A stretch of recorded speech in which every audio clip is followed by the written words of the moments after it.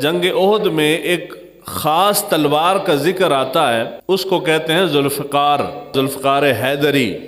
مراد یہ ہے کہ حضرت علی کرم اللہ وجہ الکریم ان کی ایک تلوار تھی جو حضور صلی اللہ علیہ وآلہ وسلم نے حضرت علی کو دی تھی، اس تلوار کا نام ذوالفقار تھا۔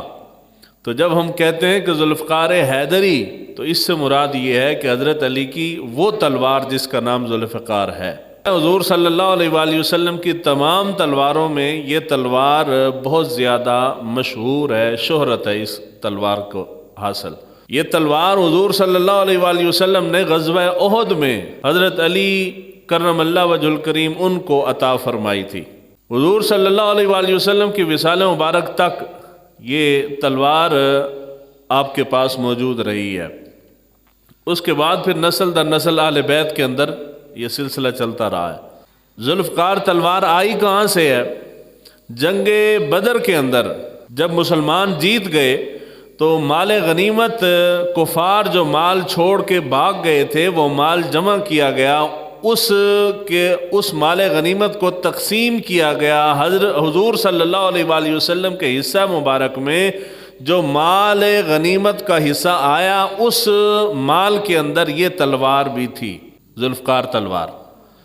یہ تلوار مختلف روایات ہیں، بعض مورخین نے یہ بات بیان کی ہے کہ یہ تلوار جو ہے یہ ابو جہل کی تلوار تھی، یعنی یہ حضور کے پاس آنے سے پہلے اس تلوار کا اصل مالک جو ہے وہ ابو جہل تھا۔ جنگ بدر کے اندر وہ مارا گیا اور وہ تلوار مال غنیمت میں آئی، مال غنیمت سے حضور صلی اللہ علیہ وآلہ وسلم کے حصے میں آئی۔ یہ تلوار حضور کے پاس رہی ہے حتیٰ کہ غزوہ احد کے اندر حضور نے لڑائی کرنے کے لیے حضرت علی شیر خدا کو یہ تلوار عطا فرمائی۔ یہاں تک ہے بات درست۔ اب اس تلوار کے متعلق بہت ساری چیزیں پاکستان کے اندر مشہور ہیں۔ ہمارے ہاں ایک طبقہ ہے جن کے علم کے اوپر، پرچموں کے اوپر، کتابوں کے اوپر، مونوں کے اوپر، عبادت خانوں کے اوپر، ہر جگہ پہ اس تلوار کا نقش بنا ہوتا ہے۔ وہ تعویذات بناتے ہیں تو تعویذ کے اندر بھی بعض تعویذوں میں اس تلوار ذوالفقار تلوار کا نقش بناتے ہیں۔ اس کے متعلق مشہور یہ کر رکھا ہے ان لوگوں نے کہ اللہ تعالیٰ نے آسمان سے بھیجی تھی حضور صلی اللہ علیہ وآلہ وسلم کی طرف اور حضور نے یہ تلوار حضرت علی کو عطا فرمائی۔ حالانکہ یہ سارا جھوٹ ہے، فسانہ ہے۔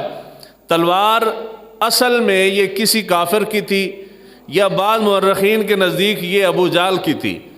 مال غنیمت میں حضور کو ملی، حضور صلی اللہ علیہ وآلہ وسلم کے پاس رہی، پھر حضور نے بعض مواقعوں پہ یہ تلوار حضرت علی کو عطا فرمائی ہے۔ ان مواقعوں میں ایک غزوہ احد بھی ہے۔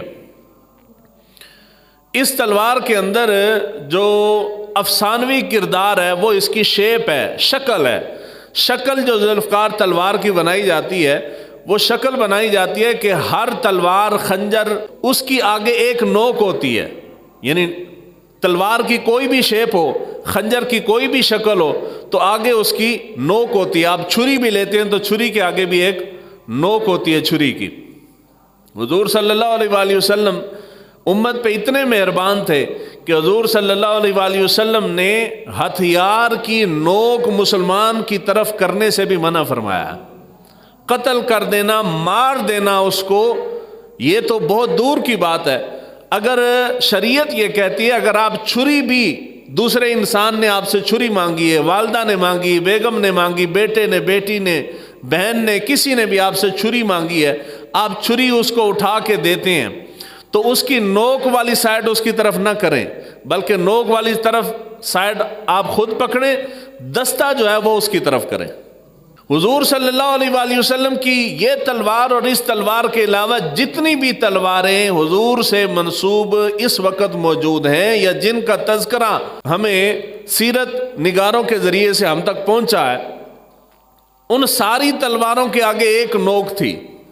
اصولی طور پہ، فنی طور پہ تلوار دو نوک والی ہو نہیں سکتی، اور پوری تاریخ میں، تاریخ اسلام نہیں کر رہا، پوری تاریخ میں آج تک جتنی بھی تلواریں، چاہے وہ مسلمانوں کی تھی یا غیر مسلموں کی تھی، دو نوک والی تلوار کبھی نہیں رہی. تلوار کی اصولاً ایک ہی نوک ہوتی ہے، دو کی ہو نہیں سکتی. اگر دو نوک والی تلوار بنائیں گے تو تلوار ہر وقت ہاتھ میں پکڑ کے نہیں رکھی جاتی، جب ضرورت پڑتی ہے تو تب اس کو نکالا جاتا ہے، وگرنہ تلوار میان میں رہتی ہے. دو نوک والی تلوار ہوگی تو پہلا نقصان یہ ہوگا کہ اس کو میان میں رکھنا مشکل ہو جائے گا. آپ میان میں ڈالیں گے، دو نوکیں وہ پھنس جائے گی، اس کی میان ہی نہیں بنتی. دوسرے نمبر پہ تلوار بنائی جاتی ہے لڑائی کرنے کے لیے، بندے کو مارنے کے لیے.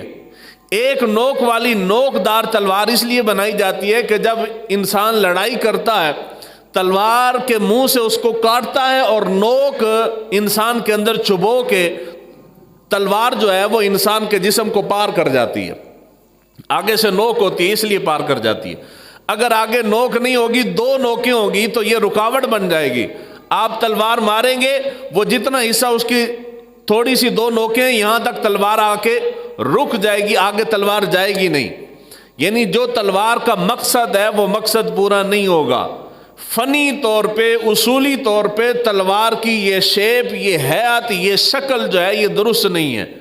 حضور صلی اللہ علیہ وآلہ وسلم کی اس تلوار ذوالفقار کے بارے میں جو سیرت نگاروں نے لکھا ہے وہ یہی لکھا ہے کہ یہ تلوار دو دھاری تھی.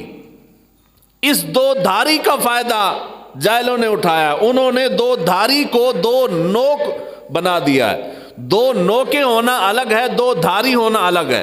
تلوار کا عمومی طور پہ ایک سرا اس کی دھار ہوتی ہے، دوسرے طرف اس کی دھار نہیں ہوتی. لیکن یہ ذوالفقار تلوار جو تھی اس کے اندر خاصیت یہ تھی کہ اس کی دونوں سائڈیں جو ہیں وہ دھار والی تھی، یعنی یہ تلوار دونوں طرف سے کاٹتی تھی. بس اتنی سی بات تھی. شکل کیسی تھی، حیت کیسی تھی، بناوٹ کیسی تھی، وہ عام تلواروں جیسی تھی. یہ دو نوک والی جو تلوار ہم نے مشہور کر دی ہے، اس کا تعلق حضور کی تلوار کے ساتھ کوئی نہیں ہے.